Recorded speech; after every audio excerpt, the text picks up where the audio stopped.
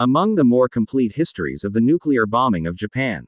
Clocking in at nearly 450 pages, with only about 10% of that bibliography, and hence the star deduction. This account really is one of the more complete accounts of the entire event I've yet come across in all my years, both reading books generally and studying World War II in its various facets more specifically. It was also the last of 3 books about the bomb or the use of it that I read over the few days of U.S. Memorial Day weekend 2025 or in the days immediately after, the other 2 being Evan Thomas's 2023 book Road to Surrender and Frank Close's June 2025 book Destroyer of Worlds.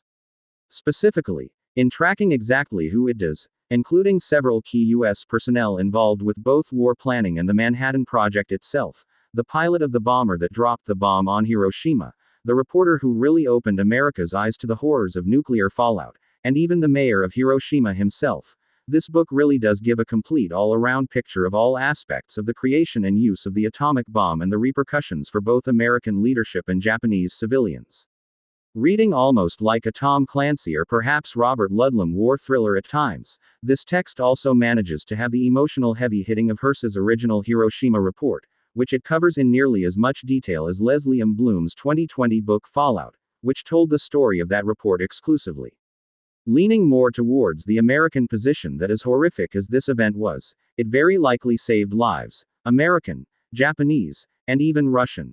This is one of those texts that largely doesn't speak of the efforts in both America and Japan by several key, yet not quite highly ranked enough, leaders to at least consider trying to end the war through dialogue, a la Evan Thomas's 2023 book Road to Surrender, but instead seeks to offer the reader a more complete understanding of the men who were making the decisions in these moments, from the President of the United States all the way to the commander of the airplane that actually dropped the bomb itself. Ultimately a thorough yet sobering account, and with its release intentionally timed just barely a month before the 80th anniversary of the Hiroshima bombing.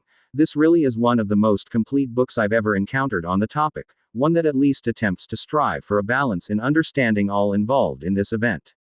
Thus, all American, Japanese, and everyone else interested in discussing the event with intelligence and facts would do well to read this particular accounting.